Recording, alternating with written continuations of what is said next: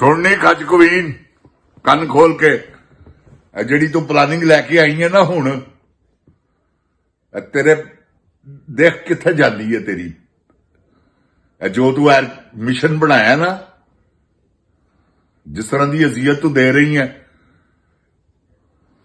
ਇਮਰਾਨ ਖਾਨ ਦੀਆਂ ਭੈਣਾਂ ਨੂੰ ਖੱਚ ਔਰਤ ਯਾਦ ਹੀ ਨਾ ਜਦੋਂ ਤੂੰ ਵੀ ਜੇਲ੍ਹ 'ਚ ਗਈ ਸੈਂ ਉਦੋਂ ਤੂੰ ਜੇਲ੍ਹ ਨਹੀਂ ਕੱਟੀ ਤੂੰ ਪਿਕਨਿਕ ਮਨਾ ਕੇ ਆਈ ਸੈਂ ਇਹ ਹੁਣ ਤੈਨੂੰ ਜੇਲ੍ਹ ਕੱਟਣੀ ਪੈਣੀ ਹੈ ਤੈਨੂੰ ਲੱਗ ਪਤਾ ਜਾਣੇ ਨੇ ਜੇਲ੍ਹ ਹੁੰਦੀ ਕੀ ਹੈ ਤੂੰ ਐਸੀ ਬਦਕਾਰ ਔਰਤ ਹੈ ਕਿ ਔਰਤਾਂ ਤੇ ਜ਼ੁਲਮ ਕਰਨੀ ਹੈ ਔਰਤ ਹੋ ਕੇ ਅੱਜ ਅਗਰ ਡਾਕਟਰ ਯਾਸਮੀਨ ਰਾਸ਼ਦ ਅੰਦਰ ਗਈ ਹੈ ਤਾਂ ਸਿਰਫ ਤੇਰੀ ਵਜ੍ਹਾ ਤੋਂ ਹੈ ਖੋਤੀ ਦੀ ਹੈ ਪੁੱਤਰੇ ਬਦਕਾਰ ਔਰਤ ਹੈ ਤੇਰੇ ਪਿਓ ਨੂੰ ਉਹਨੇ ਬਾਹਰ ਕੱਢਿਆ 4 ਸਾਲ ਤੇਰਾ ਪਿਓ ਬਾਹਰ ਰਹਿ ਕੇ ਆਇਆ ਪਾਕਿਸਤਾਨੋਂ ਬਾਹਰ ਨਿਕਲਿਆ ਵਾ ਪਲੇਟਲੈਸ ਉਹਦੀ ਪਿਛਵਾੜੇ 'ਚ ਵੜ ਗਏ ਨੇ ਤੇ ਆਈ ਥੰਮ ਦਹਾ ਕੇ ਗਿਆ ਅੰਗੂਠਾ ਟੁੰਗ ਟੁੰਗ ਟੁੰਗ ਕਿਹਨੂੰ ਦਹਾ ਕੇ ਗਿਆ ਉਹ ਇਮਰਾਨ ਖਾਨ ਨੂੰ ਨਹੀਂ ਦਹਾ ਕੇ ਗਿਆ ਹਾਂ ਉਹ ਆਰਮੀ ਵਾਲਿਆਂ ਨੂੰ ਦਹਾ ਕੇ ਗਿਆ ਕਿਉਂਕਿ ਆਰਮੀ ਦੀ ਵਜ੍ਹਾ ਤੋਂ ਅੰਦਰ ਸੀ ਇਹ ਗੱਲ ਮੇਰੀ ਯਾਦ ਰੱਖਣਾ ਜਿੰਨ ਜਾਨ ਪਾਕਿਸਤਾਨ ਜੀ ਇਮਰਾਨ ਖਾਨ ਨੇ ਤੇ ਉਹਦੇ ਤੇ ਤਰਸ ਖਾਦਾ ਕਿ ਚਲੋ ਯਾਰ ਅੰਜਾਮ ਦਿਓ ਬਾਹਰ ਇਲਾਜ ਵਾਸਤੇ ਤੇ ਇਹ ਖੋਤੀ ਦਾ ਬੱਚਾ ਆਪਣੇ ਆਪ ਨੂੰ ਇਹਨੇ ਸਮਝ ਲਿਆ ਵਾ ਕਿ ਮੈਂ ਜਿੱਥੇ ਜਾਂਦੇ ਨੇ ਜਿੰਨ ਜਾਨ ਜੀ ਕੋਈ ਆਵਾਜ਼ ਆਉਂਦੀ ਹੈ ਚੋਰ ਚੋਰ ਚੋਰ ਚੋਰ ਚੋਰ आउज़ बिल्लाह मिनश शैतानिर रजीम बिस्मिल्लाहिर रहमानिर रहीम रब्बे ज़िदनी इल्मा या अल्लाह ताला मेरे इल्म में इजाफा फरमा और मुझे सच बोलने की तौफीक दे अस्सलाम वालेकुम जिन जान पाकिस्तान जी ओए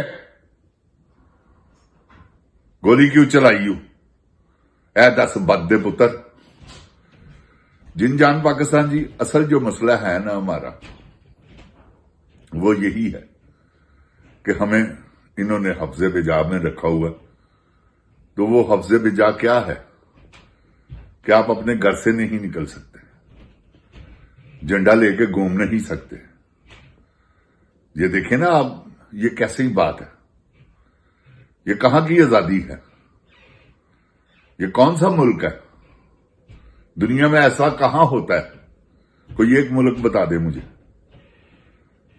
जिन जान पाकिस्तान जी ये किधरे भी नहीं होता इस तरह के तमाशे लाए ने आर्मी चीफ ने इस खच कवीन के कहने ते कि जिदा हिसाब ही कोई नहीं जिन जान पाकिस्तान मेरा खुदा जानदा रब दी कसमें दिल रोंदा जो सोचीदा ना कि की कर रहे ने ते किन्ना ते जुल्म कर रहे ने यार सीधियां गोलियां मार दित्तियां ना बगैर पुत्रा ने यह देखो ना कैसी गल है और गोलियां जी चला रहे ने जिवें कश्मीर का बार्डर फतह कर रहे हैं कि पता नहीं है कित्थों आ गई है अवाम कित्थों की दुनिया बददिओ पुत्रो पाकिस्तानी ने जिन्हां दे टैक्स के पैसे तुसीं खांदे हो उन्होंने गोलियां कढ मारियां जे तुहाडी जम्मण वाली ते लानत तुहाडे मां बाप ते लानत तुहाडे ते लानत बेशुमार जिन्हां दे आर्डर नाल गोली चली है जिन्हें चलाई है तो क्यों चलाई है ਇਹਦਾ ਹਿਸਾਬ ਤੁਹਾਨੂੰ ਦੇਣਾ ਪੈਣਾ ਹੈ ਬਾਦਿਓ ਪੁੱਤਰੋ ਕਿਹੜੇ ਚੱਕਰਾਂ 'ਚ ਗਏ ਹੋ ਜੋ ਮਰਜ਼ੀ ਕਰ ਲਓ ਹਾਂ ਦੇਖੋ ਤੁਹਾਡਾ ਰਿਮਾਂਡ ਕੈਸਾ ਆਵਾਮ ਲੈਂਦੀ ਹੈ ਕਿਉਂਕਿ ਤੁਹਾਡਾ ਨਾ ਪੁਲਿਸ ਨਾ ਆਰਮੀ ਕਿਸੇ ਨੇ ਨਹੀਂ ਨਾ ਜੁਡੀਸ਼ਰੀ ਕਿਸੇ ਨੇ ਆਵਾਮ जिंदाबाद पाकिस्तानी अवाम इंशाअल्लाह तुहाडे कोल ऐसा हिसाब लेगी कि तुसीं याद करोगे ओए बददिओ पुत्रो क्योंकि शरीफ लोग ने एक बारी निकले ने ओडियाला जेल दूसरी बारी उन्होंने ऐलान किया तो तुसीं मुलाकात कराती एडे ते तुसीं बुज़दिल बददिओ पुत्रो ना करवांदे ना उस दिन मुलाकात ते तुहानूं पता लग जाना सी कि कित्थों अवाम आ गई है ਉਹ ਪਹਿਲੇ ਦਿਨ ਵੀ ਜਿਹੜੀ ਪਹਿਲੀ ਮੰਗਲ ਸੀ ਉਹਦੇ 'ਚ ਵੀ ਕਿੱਥੋਂ ਆਈ ਸੀ ਆਵਾਮ ਕਿਸੇ ਨੂੰ ਨਹੀਂ ਪਤਾ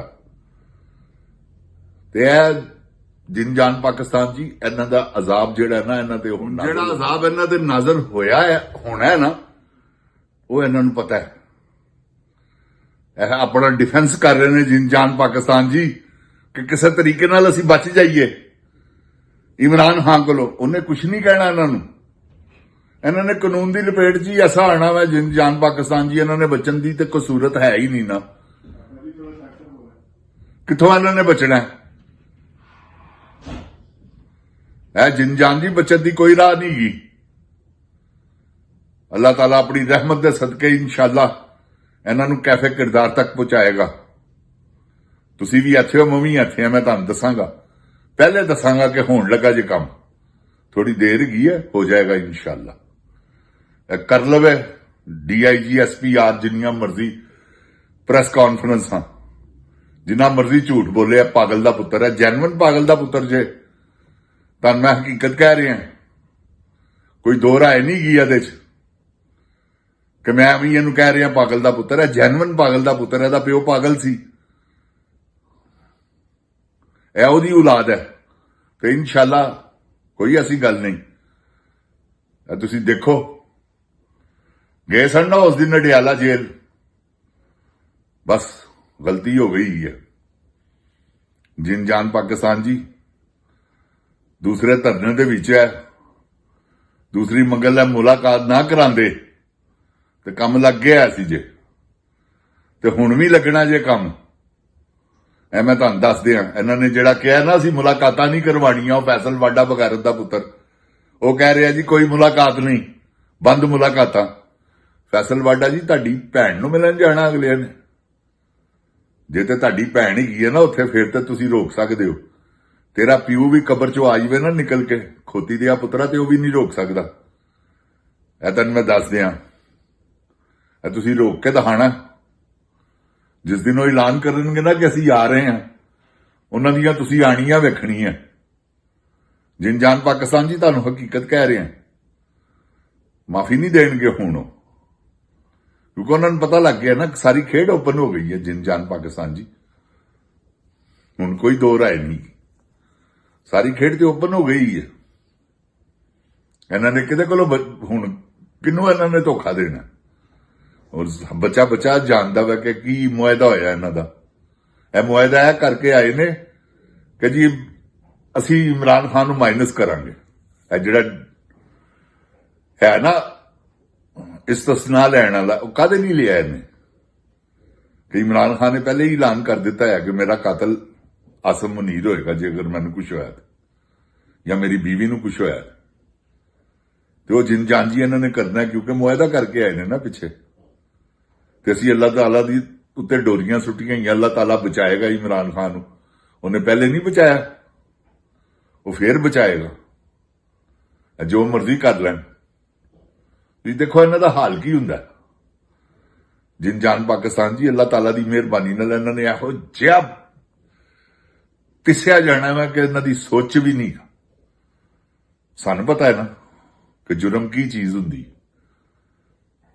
ਰਾਤ ਨੂੰ ਸੌਣ ਨਹੀਂ ਦਿੰਦਾ ਜਿੰਨ ਜਾਨ ਜੀ, ਕਤਲ ਐਸੀ ਚੀਜ਼ ਹੈਗੀ ਹੈ। ਤੇ ਇਹਨਾਂ ਨੇ ਤੇ ਬੇਸ਼ੁਮਾਰ ਬੰਦੇ ਮਰਵਾਤੇ ਨੇ।